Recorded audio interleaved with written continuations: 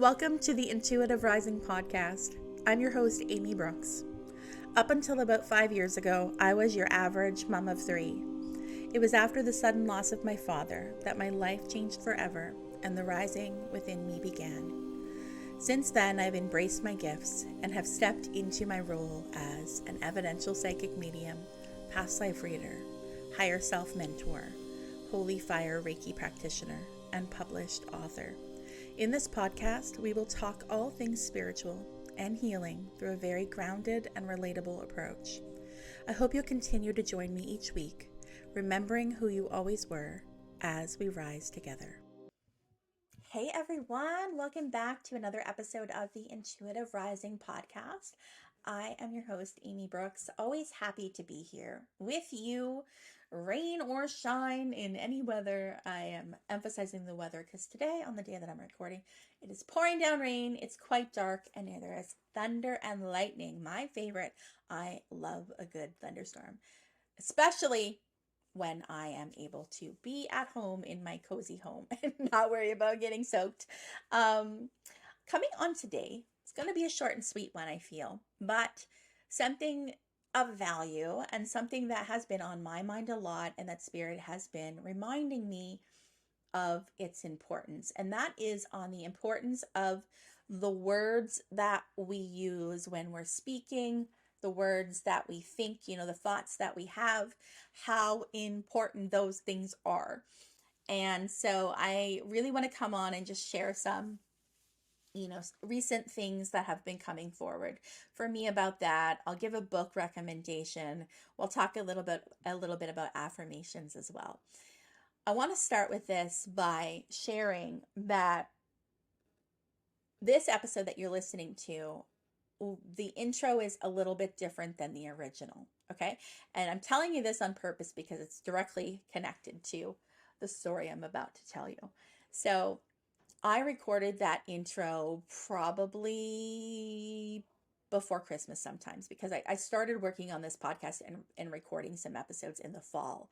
I was originally going to launch this podcast in the fall and then decided to hold off until January. And so I had the intro ready to go for months. And I'd listened to it multiple times, like anytime if I listen to an episode, I'm obviously listening to the intro too. And so I'd listened to it multiple times. But about maybe 2 weeks ago, maybe 10 days ago, I was down here in my office and I decided to play the April energetic forecast that came out at the end of March. And no, this wasn't that long ago. I guess this would have been about a week ago. I was listening to it. And I had recorded that episode in like mid-March, and so I was listening to it because I wanted to refresh my memory with what had come through and things that were important to focus on, how to best align with the energy of April. So I'm listening to it as the intro is playing. It kind of struck me a word that I used in it to describe myself, and it hadn't ever jumped out at me before. I'd listened to the intro before, obviously, and never really did anything. I never really had a reaction to it, but this time I did. Okay, and the reaction and the word was the word I had the reaction to was the word just. So in the original intro, I say that up until 5 years ago, I was just your average mom of three. For whatever reason, this particular time that I listened, I went, just your average mom of three? Why did I use the word just? How limiting is that? And it struck me as just kind of icky. And I was like, I need to re-record that because I don't like the word just at all. Okay. And then a few days later, shout out to Karen, who is a listener of this podcast. Karen messaged me on Instagram, sent me some very lovely voice notes, which she graciously allowed me to grab the audio from so that I can share them at some point in some capacity. But essentially, she was sharing how impactful her experience with me was, how she believes that mediumship is really important as a healing modality and wishes more people experienced it and we're open to it. And she's kind of like, I just kind of want to like scream from the rooftops how much I feel people should have a mediumship session with you, which was amazing to hear, like spontaneous feedback, lovely feedback like that from somebody. Just kind of shows, that you are making an impact and that your voice matters. And we all want to feel like that, right? So it was such a gift that she gave that to me that day, when I really needed it. But, it was interesting because in those voice notes, she also said to me, I just want to say, like, you're so much more than just a medium.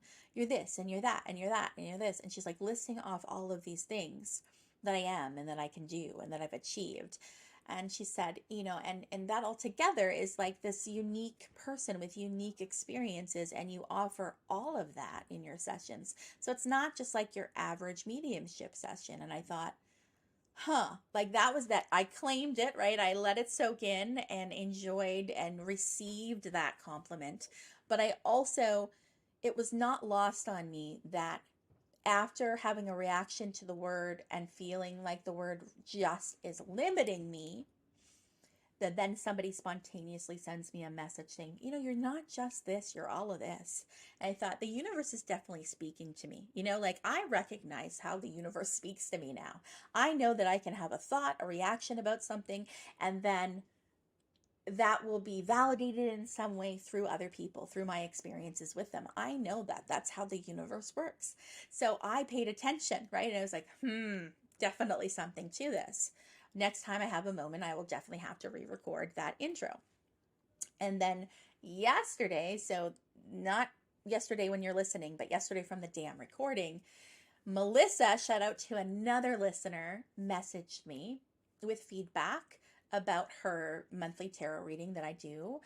She's part of the monthly tarot package that I do. And so every month of the year, she gets a channeled intuitive guidance message as well as a tarot card pull with like general messages. And she said, I'm trying, I don't want to offend you, but I have to tell you, because it doesn't sit right with me. I don't like that you use the word just to describe yourself in your podcast intro. I laughed out loud when I was listening to this. I'm like, oh my God, so funny. Like the universe doesn't just speak, it roars sometimes, right? And and she went on to say like why she doesn't like the word. She finds it's triggering for herself, and it's a way that we limit ourselves. And I thought, yeah, right. So I responded in laughter, and I said, like, I can't even tell you how much this resonates. And yes, absolutely, right? Like, thank you for sharing it with me. And she said, it's funny because it popped into my mind recently, and I thought, no, I'm not going to say anything. I don't want to offend her. And then she said, just today, my intuitive voice got louder, and I was like, crap, like I really can't sit on this. I have to tell her. And I said, yeah, like that's the way the universe is speaking through you too, because I needed to hear it, right? And I guess in turn, I needed to share it with you, because so many of the words that we use to describe ourselves, right? Our feelings, our experiences, and also like our mindsets and our ideas and the way we think about things, they matter. They matter a whole lot, right? Because when it comes to energy, the law of attraction, all of that kind of stuff, manifestation isn't just about attracting what we want, right? It's not like we can just repeat a bunch of affirmations every day and all that magic is going to come to us just from saying the thing. That's important. Saying the thing is important. Having the awareness that it's important is important too.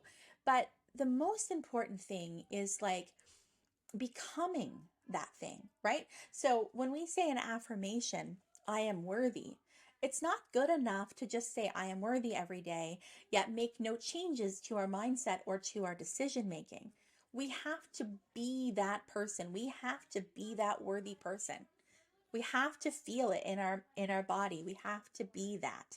That's how the law of attraction works. So it does matter the words that you use. So if you're describing yourself as I'm just this, right? You are capping yourself off. You are limiting yourself off. I am just this. I'm just this container. I have no room for anything beyond that. So it's important. It's so important, and this reminds me of like, and I think I already shared it in an earlier episode, but my 2023 word of the year is enthusiasm. And the reason that it is because I have spent a lot of time holding myself back, keeping myself small in my business, but also in my life, because I have this insecurity about knowledge. So I am somebody that loves to learn. I'm a seeker. I'm curious. I like to go down the rabbit hole. And I have a whole lot of information in me. I really do. I'm like a walking encyclopedia. But it feels like it's never enough. It's never enough. It's never enough. So it's like, oh, I can't offer that. I can't teach this. I can't mentor this. I can't do this podcast, right? Whatever it is, because I am not an expert. So this word expert has chased me for years and have kept me small. And a few months ago, sometime in the fall of 2022, I heard somebody speak, and they said, somebody was asking, like, how do I be seen as an expert in my field? And the person that responded said, why do you want to be an expert? Like, why is that your goal? If you're an expert, there's a limitation to that. Like, it's like you're capping off your knowledge in some way. Like, this, it's limiting. I'm an expert. It's like, why don't you set your goals as being an enthusiast? Because when you are an enthusiast for your craft, for your field, for your passion, you bring joy, you bring expansiveness to your work. And there's no limitation to how much enthusiasm you can have, right? How much passion. That feels expansive, that word. That feels like it grows and evolves. Expert feels like it caps off somewhere.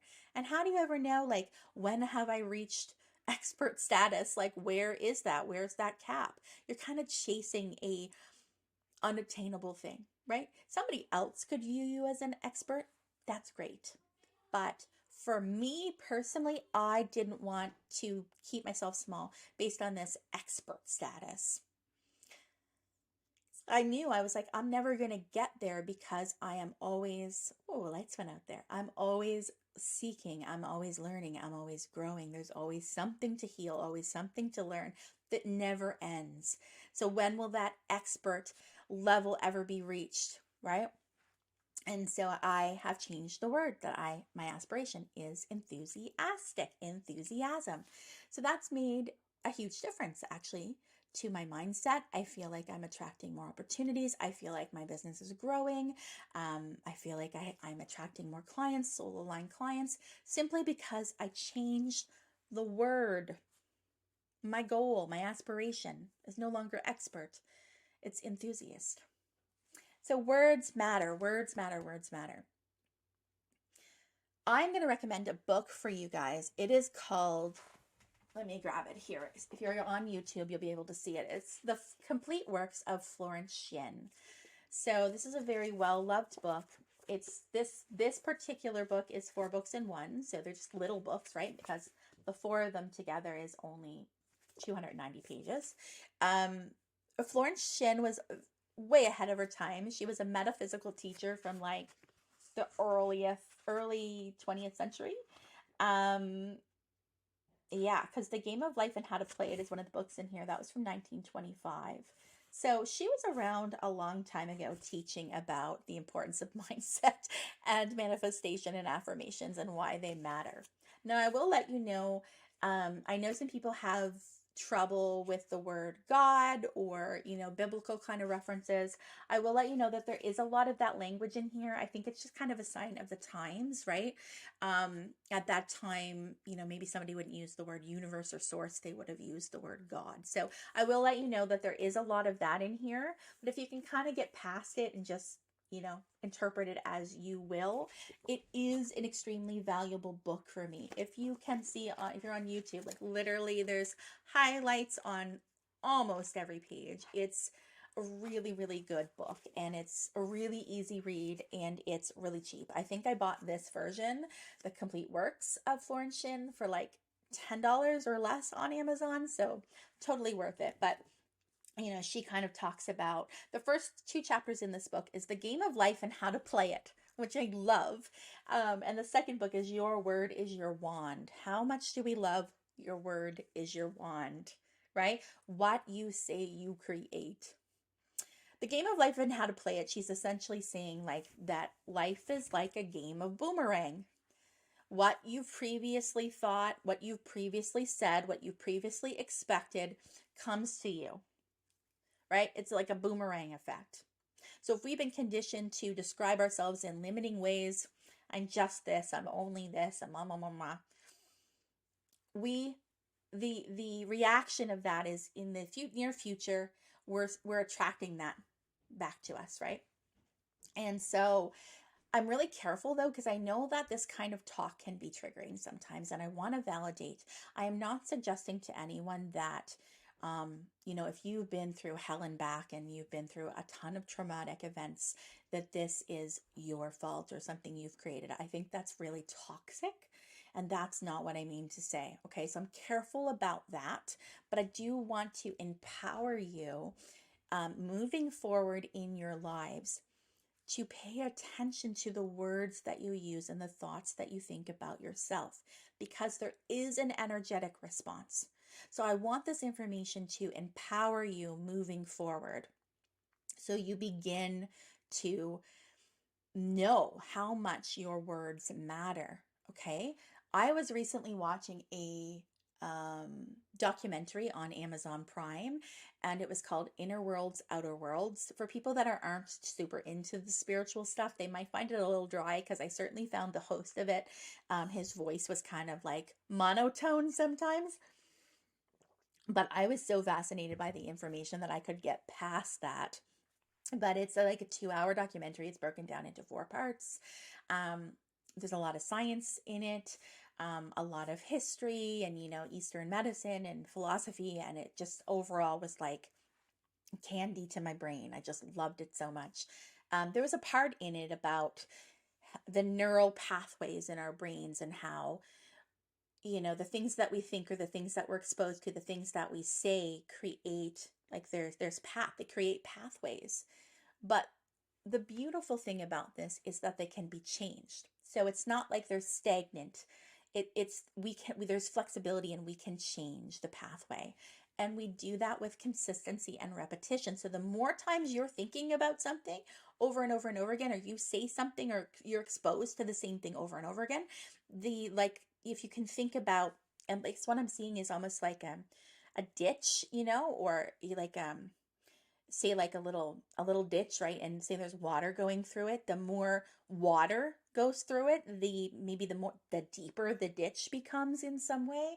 If you can think about maybe negative or limiting thoughts as the water rushing through, and the ditch as the pathway, that might be a good way to explain it. But essentially, the more water that's running through there, the more the bigger that this pathway, this ditch is getting. So it's not our fault that we feel the way we feel, or we have the thoughts that we have, or we slip and we use words that are limiting.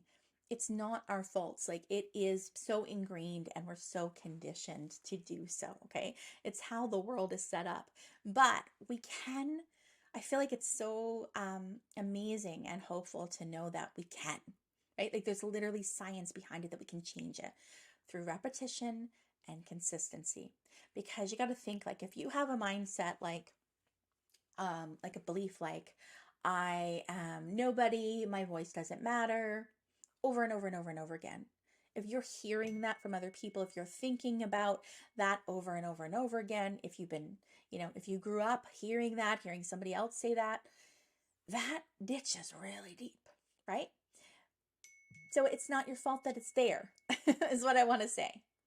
But you can change it. And I want to empower you that you can change it. Watch this documentary if you're interested. If you have Prime, it might be on YouTube. Just Google Inner Worlds, Outer Worlds documentary.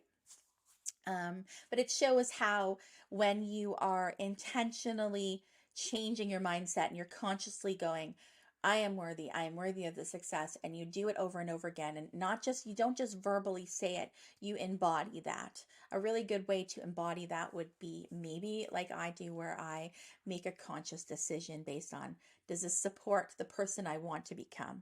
right? Maybe you can't see yourself as being worthy in this moment because you're still peeling and shedding back layers of conditioning and trauma. So maybe it's really hard for you to actually believe that you're worthy.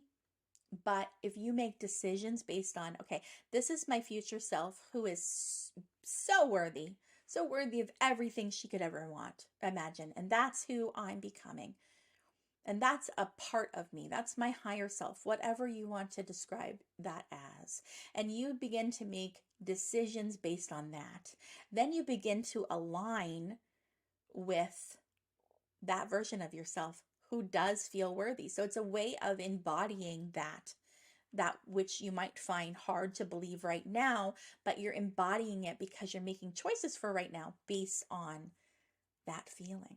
For instance, worthiness. So I feel like that might be a helpful exercise for you guys to practice with. But yeah, the in this documentary, it will show the kind of pathways changing. It's like if you see like a path, right, and there's two ways to go. This is the way that you used to go, and you're consistently making choices for this way. You're going to begin to create more on this, and more pathways come off of that. So you can literally change it all. How much do we love to hear that? Things are not written in stone. You have free will. You write your own story.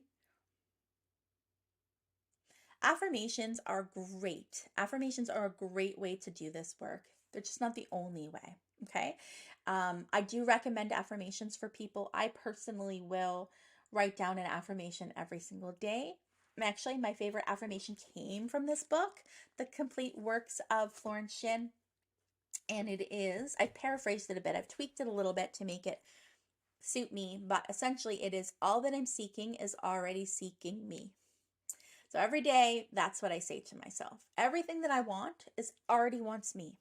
It wants me, right? And think about the collective consciousness as the stream above you, right? If you want to think about that as a physical, tangible thing, anything that's coming to you, an idea, an inspiration, is coming to you on purpose. It's meant for you. It's meant for you. Why else would you be aware of it? Why else would you have that? Why else would it drop into your awareness if it wasn't meant for you, if it wasn't purposeful? It's there. It's there for you. I'm going to pull a card for us. That's really all I had to say about the importance of affirmations, right? The reasons affirmations work is because you are repeating them consistently. And that repetition, that consistency is the very thing that will build that ditch, right? That neural pathway. That's the very thing that helps change your mindset. So I'm just shuffling a card if you're wondering what that noise was. I'm shuffling a card from the Witch's Oracle. I don't know why I felt drawn to this deck right now, but I do. So we're going to end this episode. I told you it was going to be short and sweet, but I really just wanted to share that story of the words. I want you to think about that whenever you're listening. Oh, it's 111 here. Oh, there we go. There's some spiritual support. I want you to think about how you speak, the words you use. If you can catch yourself maybe using some limiting kind of phrasing or wording, have grace with yourself. Don't judge yourself for doing it. Don't beat yourself up. The awareness is a gift. Oh, look at this card.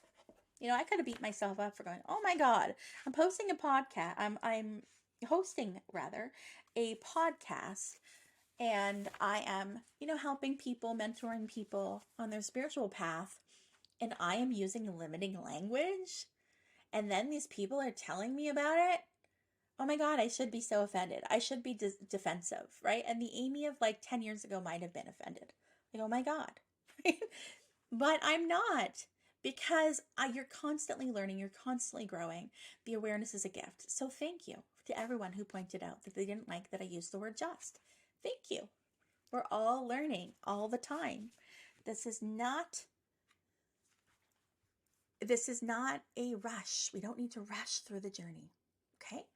Now, kind of have to laugh. I haven't read the details of the card yet, but the card we got is card 25, and it's called Nemesis, and then underneath it says Lessons. So I'm going to show you, for those of you watching on YouTube. For those of you listening, there's a lady standing in the middle. She's kind of standing on like a circle with a cross in it. So there's four sides. She's in a green space. There's a crow. She's got an orange dress on, and she's kind of got her arms raised. One side has an apple in her hand and the other has a cup. Very interesting. So that's what the card looks like. I'm going to go to the guidebook and share. So the keywords for this card is lessons, karma, and destiny. Isn't that funny? Oh my God. You guys I hope that you're watching on YouTube, because you're going to know that, like, you just can't make this stuff up, right? Nemesis is the goddess of retribution, of forces that come into play when we need to be steered back to a wiser course. She shows us that we must take responsibility for all of our negative thoughts, words, and deeds. Are you kidding me right now? And understands the effect that these may have on others. The symbol she holds indicates her wish to cleanse the human form, that's the bowl, in preparation for bringing it back to love and wisdom, that's the apple. Wow. Nemesis is inviting you, or is visiting you. Nemesis visiting you is a sign that she has witnessed what's happening around you. She stands as a guardian in order to offer protection and acknowledgement of some form of injustice. Pray to her for illumination. Life sometimes has to go pear-shaped in order for rightness to emerge. You are in the process of helping someone or something to emerge into their own light, and the truth will shortly be revealed. Wait and watch as things unfold. If you're asking for a specific question, Nemesis indicates that the answer points to a negative. This is not time to act. Learn and take this opportunity to grow. The high note, the powers of truth will prevail. I love this. I mean, she's coming in to show us that our thoughts and our deeds and our actions matter. Can you make it up? I don't think so. Thank you so much for joining me today for this short and sweet episode. I hope you enjoyed it. I hope it inspires you and gives you a little bit of food for thought. Where are you holding yourself back? Where are you limiting yourself? Pay attention to the words you're using. This is not meant to call you out, to judge you. This is all about growth. This is about empowering you. I want you to be your best selves and to feel like you are your best self. You are worthy of it all. Have a lovely day, and I'll see you next week. Thank you for joining me for another episode of the Intuitive Rising podcast. If you would like to continue the chats and join a group of like-minded souls on their own spiritual journey, please request to join the Intuitive Rising community over on Facebook. All are welcome. If you enjoy this podcast, please consider giving it a 5-star rating. If you'd like to connect with me directly, please visit my website at theintuitiverising.com.